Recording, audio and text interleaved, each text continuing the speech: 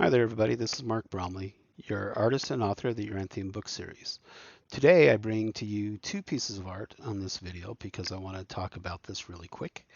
And it's called, the drawing was originally titled Liebe. At the time when the drawing was created, Liebe was a German concept. There was a heavy German concept being pushed in Colorado at the time. And unfortunately, as all things go, that's like that. Apparently, the truth does get discovered why they were pushing such a message, and well, it's just a terrible concept. Why that happens. Basically, oppose the Democrats, remove the Democrats. They created a law back in 1992 that got in the way of the Season of Love, which is the painting right here.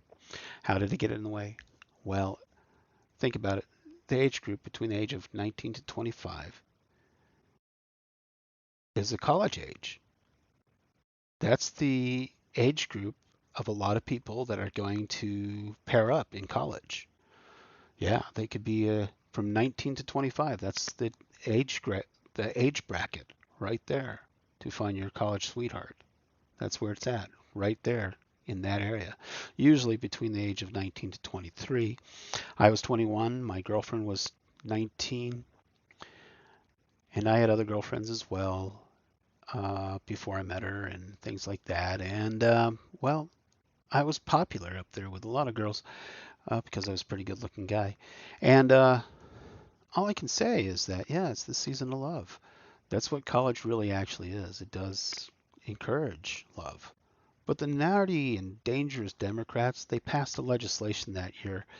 They changed the drinking age from 18 to 21, meaning that half the college could be tried as an adult if a minor who was 19 to 22 drank alcohol around them. That's what it meant. So they divided people. That's what the Democrats did. The nastiest thing they could do, divide people. And there were a bunch of lawyers and legal people that were taking advantage of divorce in the state of Colorado, trying to destroy families, trying to destroy love. They were trying to destroy hope, just to stay in power.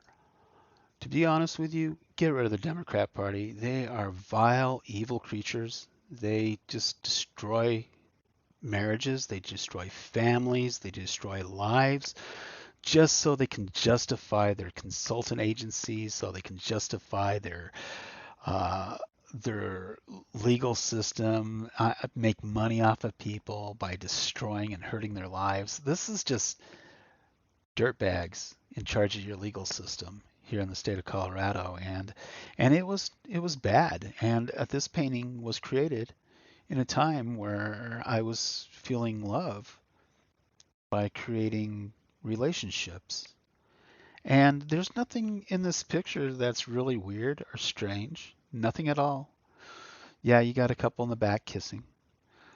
You have another couple in the back talking to each other. Then you have the couple in the front. He's just taking a nap. Nothing funny is going on in this picture at all. It's just the season of love. It's the companionship of two people. That's all it really actually is. From the drawing to the art to the painting. The painting's acrylic on canvas, and the drawing is a drawing. I think they're both A4 size. Yeah, about A4 size. And they're very good pieces, and they're very strong. And it's a interwoven tree of color that was being expressed through the green grass of life, and the flowers and the bees are out buzzing about, and the birds are flying through the trees right there, because even the birds have relationships. And it's good. That's a good thing. Don't destroy the very fundamentals of life. Don't create blockers. Don't try to separate them. You know, when I created this painting, Season of Love, I was actually in a court case. There was a fight over at the fraternity house between the wrestlers and the fraternity. The wrestlers tried to abuse our little sisters of Theta Chi, who became the Alpha Omegas, and the brothers didn't like their sisters being hassled by the rustlers in lewd and messed up ways, that eventually a fight broke out between the rustlers and the fraternity. And it was our silly president. He thought he could get some jocks into our fraternity and we could become like Alpha House uh, from one of those Greek movies back then. And we were Alpha House. We were the only fraternity on the campus. So we were already Alpha House, and we were all a bunch of thespians, television studio, radio studio artists, writers, creators, really imaginative people. So we really didn't need the wrestlers, and we didn't need the football players. We just didn't need either one of them because they were not really part of what we were. We had the basketball players. Yeah, we had basketball team players in the fraternity house. So apparently basketball players are crew with theater type people and artistic type people. Yeah, apparently they're pretty crew with that. And one of the guys in our fraternity, his last name was Calkins. I don't know if he's related to the Calkins Theater. I think he was, but yeah, he's from Denver. There's a lot of people actually in my fraternity actually from uh, all over Denver, the suburbs all around Denver, Castle Rock, Sedalia. My girlfriend was from Sedalia. Uh, Boulder, um, yeah, you name it. You name it around Colorado. They were from all over the place, even Hawaii. We had people from Hawaii there too. And people from Aspen, Breckenridge, you name it. Any place in Colorado, they were there. And we're all in there and we're all having a good time. A lot of my fraternity brothers actually have street names. Street names are actually street names because of local people that helped build Colorado. So yeah, a lot of the names that I know in college actually were attached to those street signs from the towns they came from, and it's amazing. It's one of the it's a chance experience to have that many people that actually have backgrounds connected to actual state politicians here in the state of Colorado that actually created Colorado itself. But Colorado was a better state back in the early 1900s than after the 1970s. After the 1970s, when the Democrats started taking over the politics of Colorado, Colorado started falling apart because we had a bunch of insane individuals like Wilford or Malika or some other insane individual creating really stupid laws. I mean, one of the stupidest laws came out in 1992, the one that changed the drinking age from 18 to 21. Uh, the courts didn't even know what they were getting themselves into when we had that little fight, because they came out and they decided that the leadership of the fraternity would be held accountable. I was the secretary, so I'm number 3 on the totem pole. I wasn't part of the party. I wasn't part of the fight. I wasn't really part of any of that stuff. But my girlfriend was there at the party, and apparently they made a plea bargain with her, and well, I had to explain that whole thing that there's no way I could give them the beer and stuff because I wasn't even at the party. But they wanted the leadership to go down because the leadership had to get in trouble for something. And if they went the way that they wanted to go, and they were making up the whole case by that point they were making up every single thing. It's all false charges, all made up stuff. But there I am in that courtroom, and the judge is realizing he's looking like an idiot because he's making up a court case that doesn't even exist. And so they said that they tried to find me guilty on it, but they had to treat me as a minor because if they tried to treat me as being 21 and over, they'd have to treat me like an adult. That means jail time, felony charges, things like that, because my girlfriend is 19. She's 19, 21. We're in the same age group, in the same age bracket. But they'd probably use that in politics. I think my opponent in the mayor race in 2023 probably found that out and probably tried to use it to her advantage, being the dishonest louse that she is, a piece of human trash.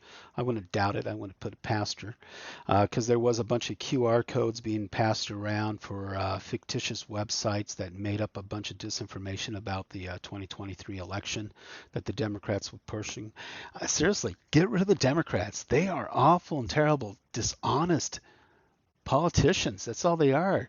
This whole mess in college in 1992 was created because of stupidity by the Democrat Party pushing the age changes from 18 to 21. If they wanted to change the age, just change it to 19. You only had to change it by 1 year. That's all you had to do. And you would fix that whole entire problem of college and high school. College and high school would have been different just by 1 year. 19. 19. So I'm asking for, when I get into the state legislature, to de-escalate 19 to 21 age groups to 19, back to 19, because that's when they're in college. When they're out of high school, they're adults. And that's what I'm saying, because in college, this is where you're going to run into your season of love, like my artwork suggests right here.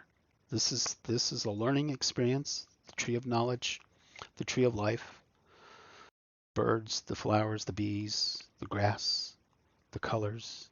Yes, this is basically the season of love. And that's college, between the ages of 19 to 25. You're going to find this is the establishment of families from college. So yeah, you need laws that help facilitate that. Now, a lot of lawyers, at the time, that's where they were making that was their bread and butter, I guess, destroying families, destroying relationships. They had a whole mechanism set up here in Colorado to do that, to do just that. And also they targeted people like me who were because they're my political nemesis. They never wanted to see me get elected through anything. So they attacked me when I was 3 years old, and they did that my whole entire life. And college is a good way to separate and attack people who are really good for the leadership of Colorado through their colleges. And that's why they created that separation right there. And that's why they created that mess with our legal system in Colorado, just so they could take advantage of people, mess up Colorado lives. And you know what? Everybody in college I went to, we all had family names attached to the very foundations and the formations of the state of Colorado. I went to an actual fraternity. In that fraternity house, Theta Chi, here in Western University of Colorado in Gunnison, a lot of those people in that Theta Chi house were connected to the very founders and builders of the state of Colorado. Me, a Bromley, 1877. Many others go back a little bit further, some a little bit newer, some around 1900 when the college was established. I think the college was established around 1911. But anyways, I digress. There was a really good historian teacher. He was actually on the president of the board of the Colorado Historical Preservation Society, Dwayne Vandenbush. He was one of the teachers there at this college. And I sat in on a couple of his lectures, and he got me interested in some of the Colorado history that I was denied because they removed the library in the city of Northland, the city of North Korea, Colorado. They removed that because they didn't want me to know the history of my own family. I think they do this probably to a lot of people in Colorado. And that's the Democrats trying to sell their twisted and perverted world onto us here in Colorado. And we need to reject the Democrat Party.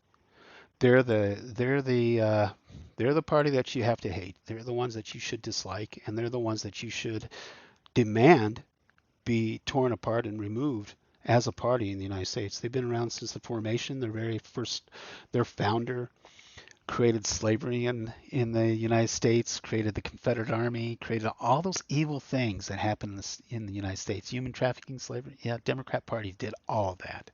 And it will continue to do that because you let them get away with it. Don't ever trust their lies, because back in 1992, when I was creating this painting, this artwork, I know how it impacts relationships, how the hatefulness of the Democrat agenda destroys relationships and tries to destroy love. I guess back in 1992, because all that stuff happened and I created this painting, it was a painting because I still believed in love. being the strongest force. And it is. Because even after this, I went to Japan and I met my wife, and there it was meant to be because when I was 12 years old, I saw her face. I knew I was going to go there, and I knew I was going to find her, and I did. And I was amazed and impressed that what I imagined when I was 12 did come true. And because it came true, I ran into the same problem with the Democrats again, trying to destroy my family. They tried to murder my son through Planned Parenthood, thinking that telling my wife that it was Lamaze class that they didn't need the fathers to show up to. Or that's how it was explained to her. And then when they went in there, there was a whole bunch of Japanese women that were upset because they thought they were going to learn how to get access to ways to help make their child better, to make the whole childbearing experience a lot better. No, it was Planned Parenthood trying to kill their babies. And that was a test that the Democrats were doing under the Clinton regime back in the late 90s, early 2000s on the Yokosuka Naval Base overseas. The Clinton administration was part of it.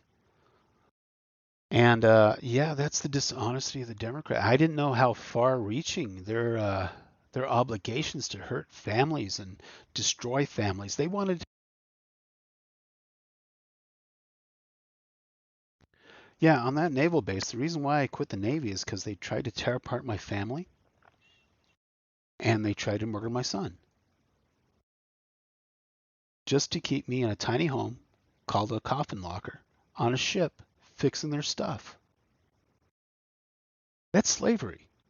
That's what they really wanted to do. So I quit the military because I would no longer be their slave. If I cannot have my family, I cannot have my children, I can't live in base housing or send my son to school on the base and have that kind of life, then I don't want to work for that Navy. That's why I left. Because the season of love was done again, was renewed when I got to Japan. It took several years, about 3 years before I actually found my wife to be and stuff like that. And it was pretty busy. Before I met my wife, I was dating many people. And because I had given up that I had actually run into her. But then one day I did. I just ran into her. What did it feel like? Oh, the world just disappeared and it was just me and her. And that's basically how it ended up. That's how I knew who I was going to be with, and it was good. And yeah, the season of love is good. So remember that, people. Here on the 14th, Valentine's Day, the season of love is a good day. It's a good day to be thankful about family, about loved ones. Reject the politicians, reject the Democrats, dismantle that legal system that preys upon divorce and disruption and separation. Take those mechanisms out of the United States, push them aside, and return to the season of love. Compassion, forming families, long-term relationships, and happier lifestyles. Don't follow the Democrat perversity. Stay away from that. Democrat ideas on perverse natures is distraction. It only aids those who want to treat you as a slave, who want to abuse you and neglect you and mistreat who you are as a person. Don't let them do that. Just look at my picture, season of love, and imagine you having that kind of love in your life that will actually take on the challenges of this world and overcome the wickedness that we have in our Colorado politics. Yeah, vote for me, Mark Bromley, for whatever elections I'm running in, because I promise you, we will have a more decent, respectful, loving America. Because it represents in my art, right? You see it in my art? This is not my only pictures I put out there. And, the season of love is a true thing. Life is a true thing, and to love life is truly what my artwork's about. Any work that I do, that's really what it's all about. And if I can keep your families together and I can keep your love strong, and if you can have a strong, happy family and with a good, meaningful way to have children and life, that's what I'm about. And that's what I'm going to fix for our nation. Like one of my legislations I'm going to do. I'm going to repeal all those age 21 laws and drop them down to age 19. That's what it should have been in the first place, 19. Because 19 to 25 is when they're all in college, and they all have to be on an equal footing. You can't create a division line in the middle. You can't do that because it's not going to be followed, and it's just going to be putting people in jeopardy and at risk of worse things to happen in their life. Like my girlfriend in 1992. That was a sad tale of how government can destroy life and love of young people here in the state of Colorado. But I rebelled and I fought back and I pushed back because I believe in the season of love, that we can find it again. And I think I found some information about my past girlfriend. I think she's happy. I think she's happy. I'd like to know that. And I think she had some children. I think she's happy. She found another person to love her as well. I'm happy for her if that is true. And so I do hope that's really true. And anyways, there it is. And to all the people that have life, love, family, children, happy Valentine's Day on the 14th of February, 2024 from 1992. Because I know you guys will all enjoy this. And I know you'll all be happy knowing that you can overcome your oppressors here in the state of Colorado. I know I live in the North Korea of the United States of America. I have for far too long, and I know that they attacked me when I was in college. They attacked me when I was in the Navy. They attacked me when I was in Homeland Security. They attacked me when I was in California. They keep attacking me when I'm in Colorado. But one day, every day, love will be always stronger. Because we can be apart by great distances, but our souls are always one. Remember that. You have a great day. I'm Mark Bromley, your artist and author of the Yoranthium book series.